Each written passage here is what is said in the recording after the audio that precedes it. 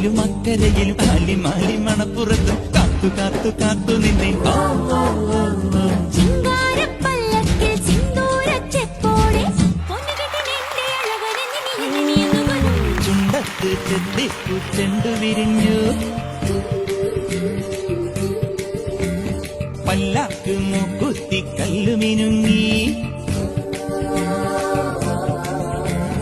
കല്യാണച്ചെമ്പൊന്നും താലികിലുങ്ങി അള്ളിപ്പൂലോലാക്കിൻ ചേലുകിണുങ്ങി.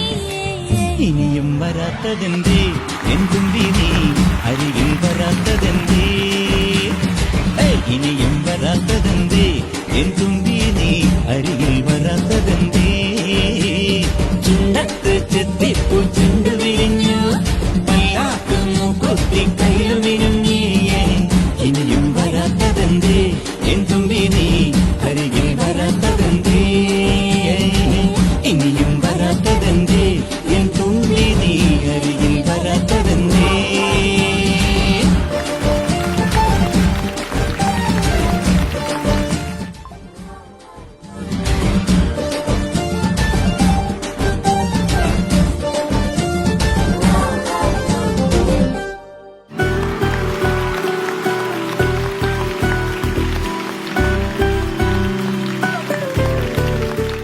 നമസ്കാരം പ്രജിൻ.